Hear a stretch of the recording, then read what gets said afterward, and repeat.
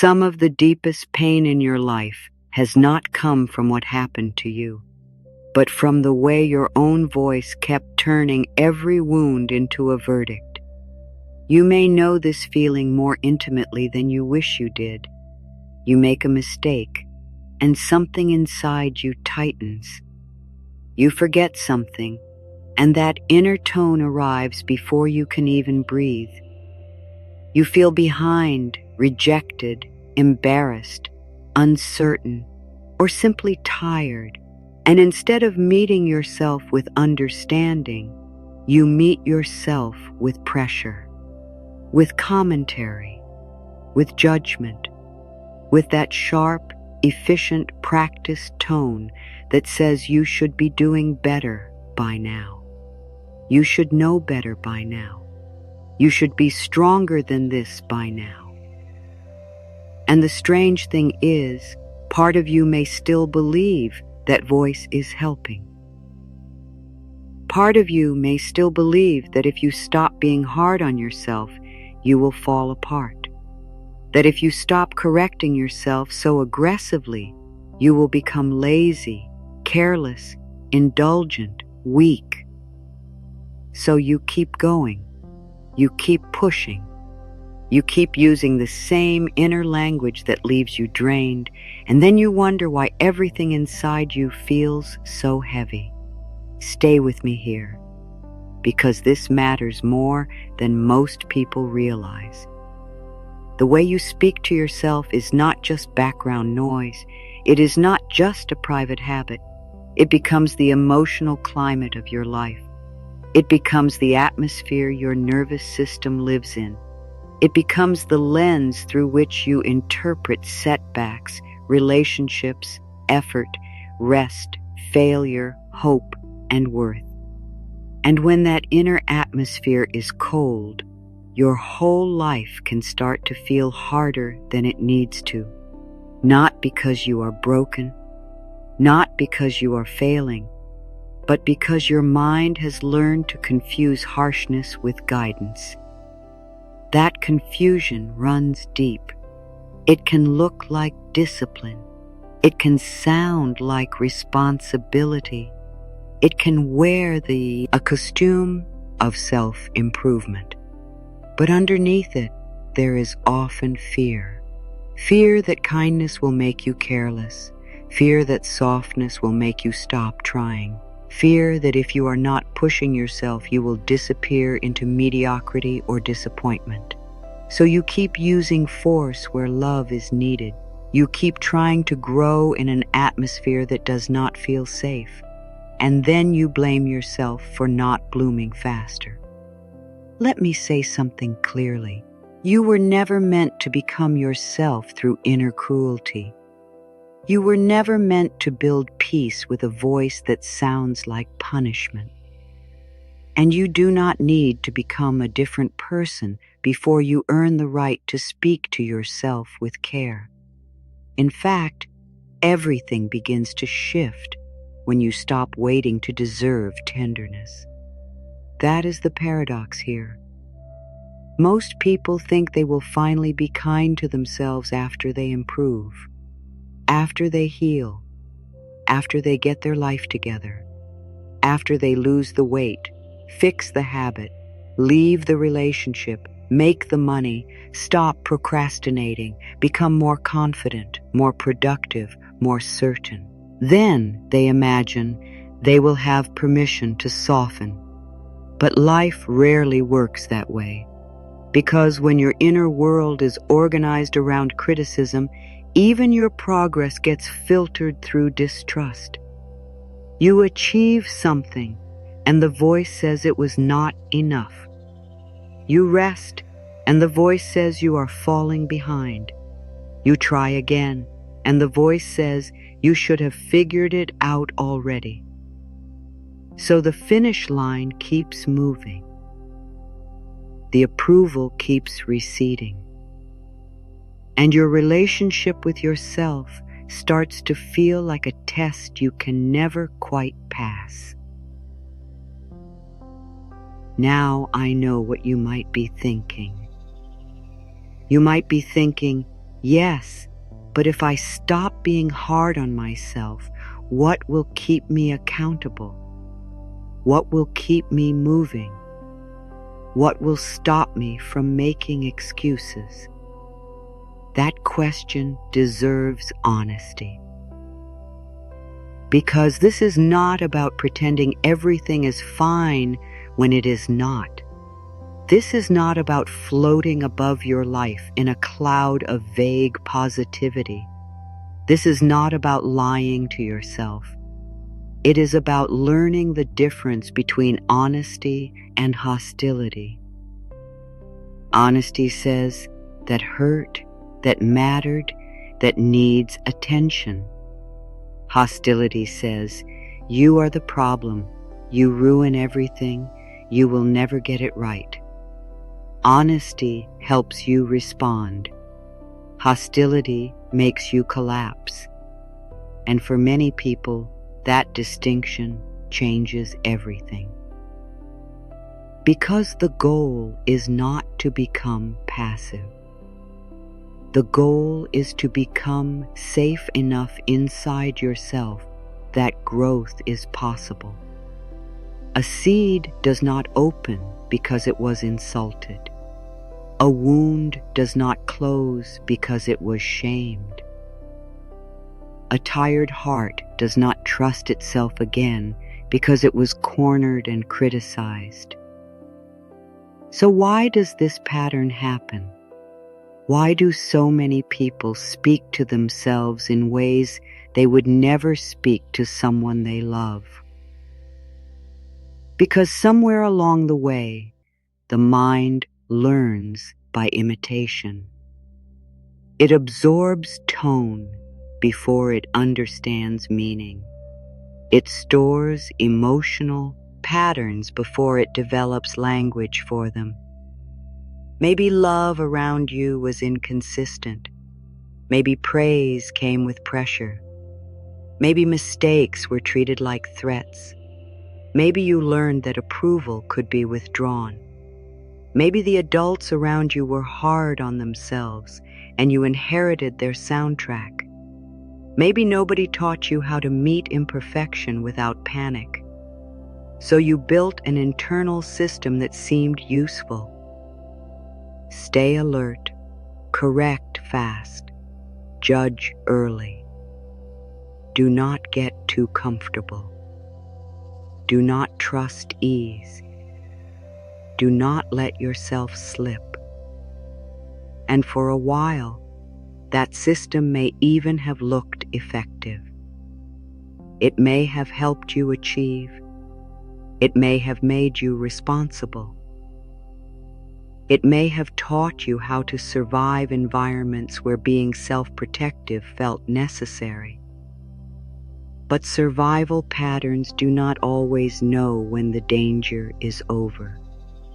They keep speaking long after the original moment has passed. They keep trying to protect you with methods that now wound you.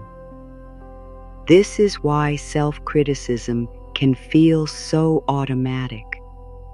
It is not always vanity. It is not always weakness. It is often a learned attempt at safety, a nervous system strategy, a way of trying to stay ahead of pain by becoming the first one to strike. If I judge myself first, maybe nobody else can hurt me. If I lower my own expectations, maybe disappointment will hurt less. If I keep myself under pressure, maybe I can outrun shame. But that strategy comes at a cost, because when your inner voice becomes an enemy, you can succeed and still feel unsafe. You can be loved and still feel suspicious. You can rest and still feel guilty. You can be doing beautifully and still feel like you are one small mistake away from losing your worth. That is exhausting, not dramatic, not exaggerated, just exhausting. And this is where the shift begins. Not with pretending the voice is not there, not with trying to overpower it, not with pasting sweet phrases over deep pain like decorative tape on a cracked wall.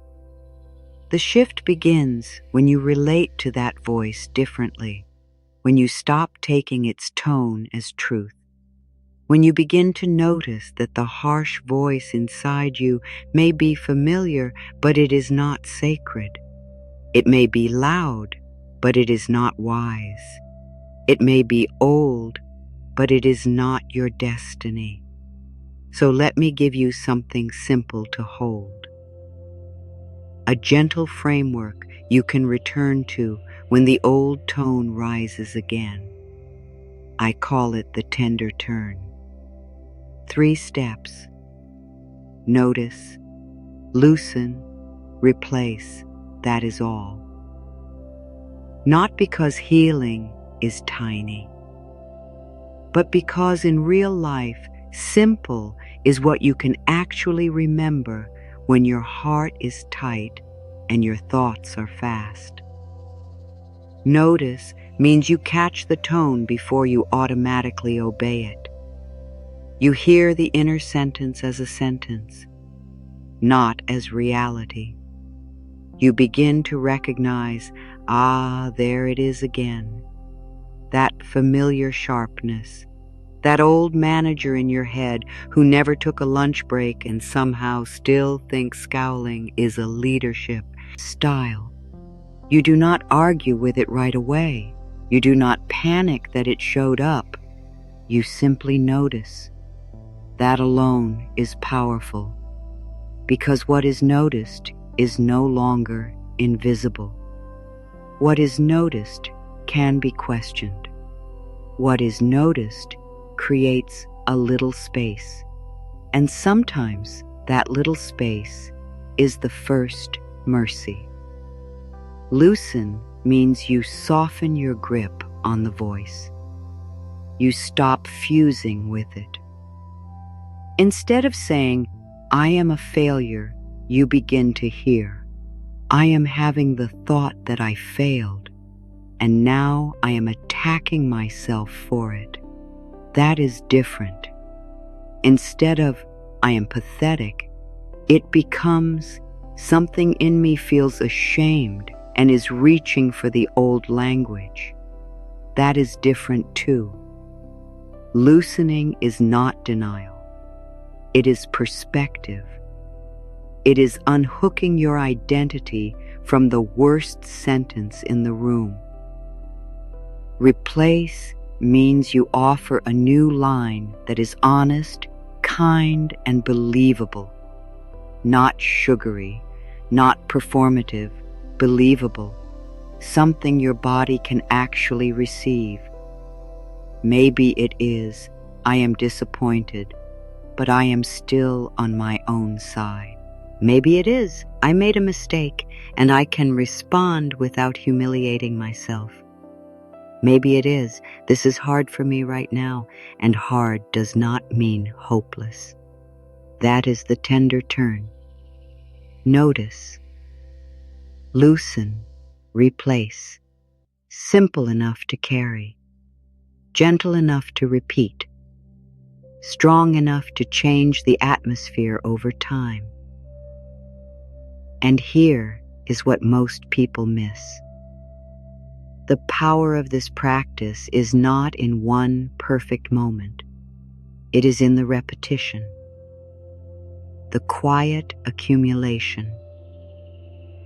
The way a different tone, practiced again and again, begins to sound less foreign. At first, the kinder voice may feel awkward. It may feel corny. It may feel suspiciously polite, like your inner world hired a customer service representative. That is normal. Your system trusts what is familiar before it trusts what is nourishing. So do not measure the truth of a kinder voice by how natural it feels on day one. Measure it by whether it leaves you more grounded, more open, more able to stay with your life. Now let us make this real, because insight matters, but lived moments are where things actually shift. The first experiment is this. The next time you make a small mistake, pause before the inner attack finishes its sentence. Not after 10 minutes. Not after the spiral has carried you into every regret from the last decade. Earlier. Right at the doorway. Maybe you send the wrong message. Maybe you forget something important. Maybe you say something awkward and immediately want to crawl into a decorative plant. Pause. Notice the first wave of inner language. Then ask, would I say this exact sentence to someone I love who is trying? Not someone perfect. Someone trying. That question changes the room, because often the answer is immediate. No. No, you would not. You would be honest with them, yes. You would help them repair, yes, but you would not key to them like they are a stain on existence. And if you would not offer that tone to someone you love, that is your clue. You do not need a better insult. You need a better method. The second experiment is for moments of rest, because many people can be kind to themselves during action more easily than during stillness. Rest is where the accusations get creative. You sit down, and suddenly your brain becomes an unpaid documentary narrator listing all the ways you could be more efficient. You drink tea, and somehow it turns into a courtroom. You answer one email, and the mind says yes, but what about the other 17 things you should have solved by sunrise? So here is the experiment. When you rest, notice what your body does. Does your jaw tighten? Do your shoulders rise? Does your chest brace as if relaxation itself needs defending? Then try one sentence. Rest is not a reward for becoming worthy. It is part of how I stay human. That line is not lazy. It is accurate. Because a body constantly treated like a machine begins to revolt, a heart constantly denied gentleness begins to harden or shut down. And neither response means you are failing. It means you are overpressured. The third experiment is for moments of emotional pain. When you feel rejected, embarrassed, lonely, overlooked, or disappointed, do not rush to correct the feeling with performance.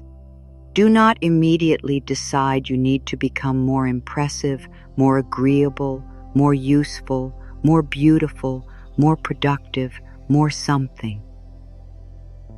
Instead, put a hand somewhere on your body and say, "This hurts, and I do not need to turn pain into punishment." That is a radical sentence. This hurts, and I do not need to turn pain into punishment. Because that is what many people do without realizing. Something painful happens, and within seconds they begin helping the pain by adding accusation. They become prosecutor, witness, and judge all at once. No wonder the heart gets overwhelmed. No wonder healing feels far away. Let me say this with warmth. You are allowed to be a person in pain without becoming a person under attack. You are allowed to have a tender moment without launching an internal investigation. You are allowed to need comfort before solutions. And yes, sometimes this will feel unnatural. Sometimes the old voice will come back louder just because you interrupted it. Patterns do that. They rattle when they are no longer unquestioned. That does not mean you are doing it wrong. It may mean you are finally doing something new.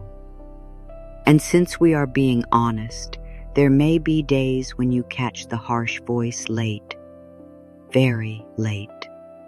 Like after it has already redecorated your entire mood and left sticky notes on every memory you ever had. That is okay too. This is not a purity test.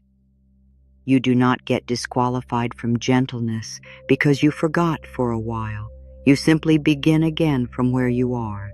That may be the deepest lesson of all. Not perfection.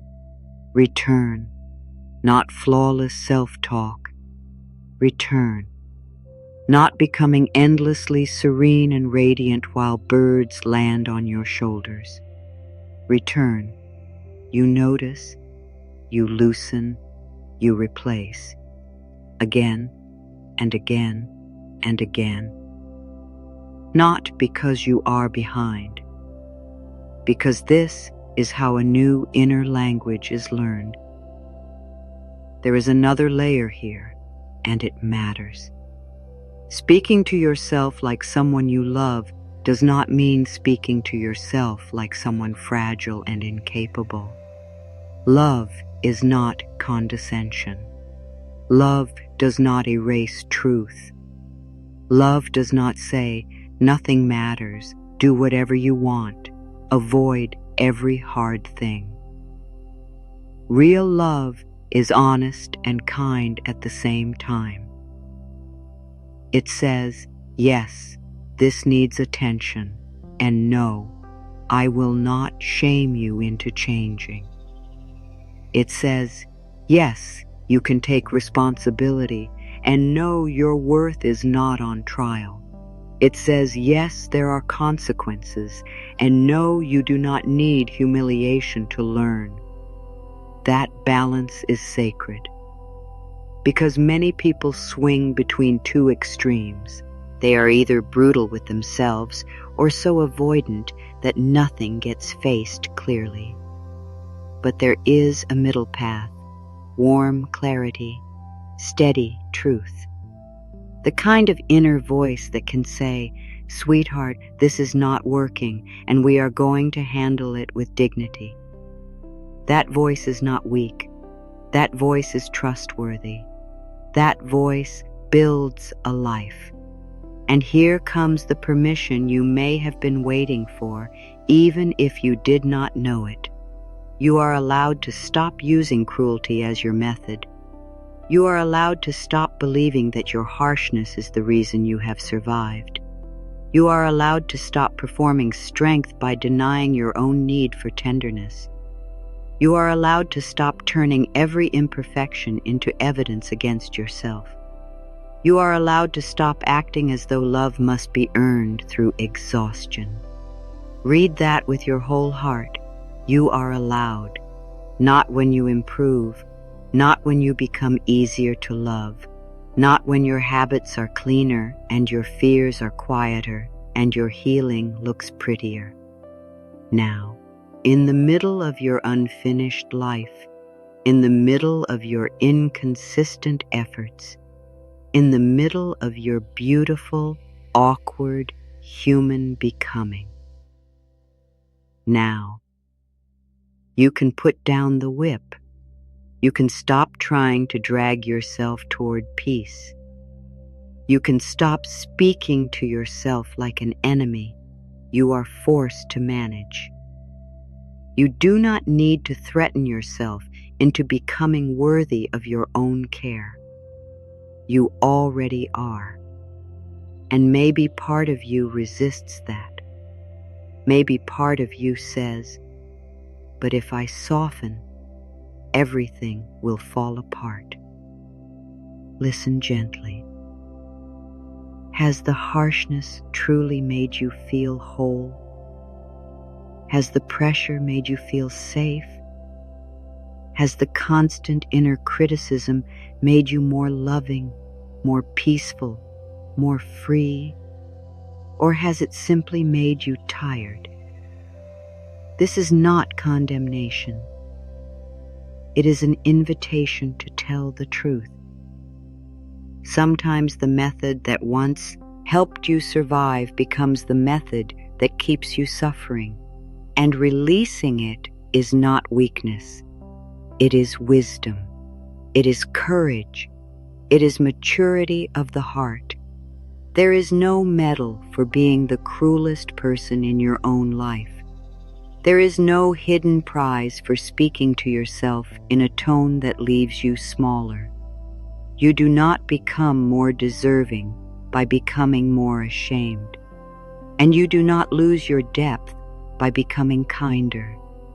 You become more available to your own life, more able to stay, more able to repair, more able to listen, more able to begin again without turning beginning again into a humiliation ritual. Because that is another thing worth saying out loud. Starting over is not embarrassing. Being human is not embarrassing. Needing repetition is not embarrassing. You are learning a new way to live inside your own mind. Of course it takes practice. Of course it takes reminders. Of course there will be moments when the old voice sounds convincing. But a convincing voice is not always a true one. Sometimes it is just an old one, and the old voice does not get the final word unless you keep handing it the microphone. So the next time you hear that inner harshness rise, do not rush to obey. Pause. Breathe once, maybe twice. Notice the tone. Loosen your grip. Replace the sentence. Let the new voice be simple. Let it be plain. Let it sound like someone who wants you to grow without making you bleed. That is enough. That is more than enough. Because everything begins to shift when your own voice stops being a place of fear. Everything begins to shift when your mind becomes a place you can return to, not just endure. Everything begins to shift when the one person who is always with you begins speaking like love. And that does not mean every day becomes easy. It means your inner world becomes less violent. It means mistakes become workable. It means rest becomes possible. It means effort becomes cleaner. It means pain does not automatically become proof that something is wrong with you. It means you begin to trust that you can meet yourself, even in hard moments, without abandonment.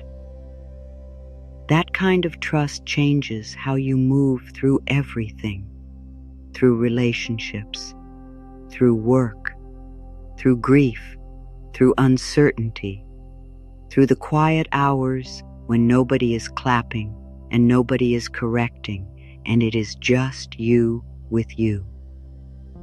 That is where this matters most, in the privacy of your own becoming, in the unseen moments, in the little turns.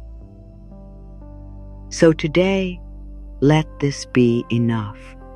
Not a perfect transformation, not a dramatic reinvention, just a different tone, a softer sentence, a more loving return. There is also a quieter way this practice changes you. When your inner voice softens, you begin to notice how often you have mistaken tension for truth. You begin to see that urgency is not always wisdom. that self-rejection is not the same as discernment. A harsh inner voice does not only affect how you feel about yourself, it affects what you tolerate. It affects what you chase. It affects what you call love. When you are used to being spoken to harshly inside, calm can feel unfamiliar. Gentleness can feel suspicious. Mutual respect can feel almost too quiet. You may find yourself drawn toward people, jobs, or situations that recreate the same atmosphere you already carry within. Because the nervous system often confuses familiar with safe.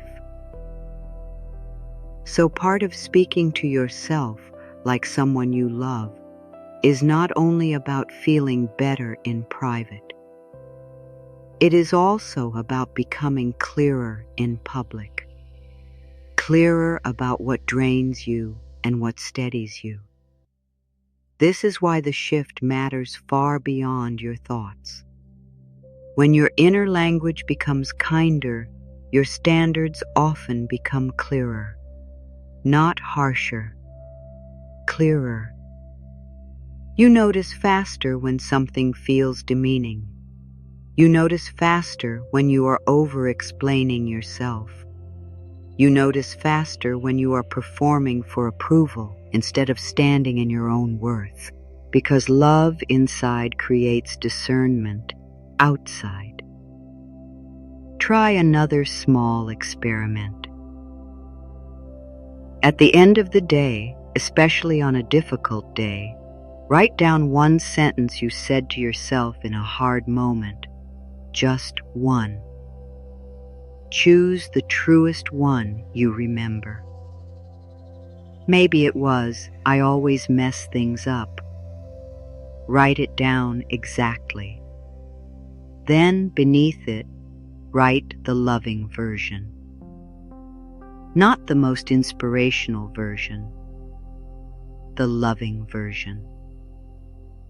Maybe it becomes, "I am frustrated, but struggling does not erase my capability." Maybe it becomes, "This touched an old wound, and I need gentleness before judgment." Maybe it becomes, "Healing is not late just because it is not linear." This simple practice teaches your mind by contrast. It lets you see the old pattern on paper instead of swimming inside it. And sometimes that alone brings relief, because vague shame thrives in fog. Clarity weakens it. You may also want to choose one phrase that becomes your returning line, a sentence that you repeat often enough that it begins to feel like a handrail, not 10 phrases. 1. Something like, "I can be kind and honest at the same time," or "I do not need to abandon myself to improve," or "This moment deserves care, not attack." Let it be yours. Let it be simple. Let it be the sentence that meets you in parking lots, kitchens, bathrooms, inboxes, and those late-night moments when the world is quiet and the old thoughts get loud. Because healing rarely happens only in grand spiritual moments. It happens while loading the dishwasher. It happens while recovering from a text that stung. It happens in ordinary minutes when you could attack yourself, and instead you turn gently toward yourself. Those are holy moments, even if they look small. And here is another truth.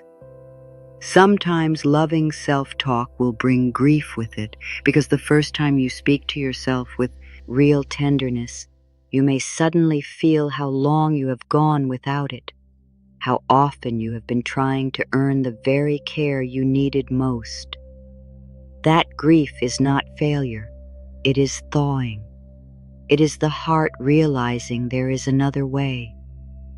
So if tears come, let them come. If relief comes, let it come. If resistance comes, let it come too. You do not have to force this into a perfect emotional experience.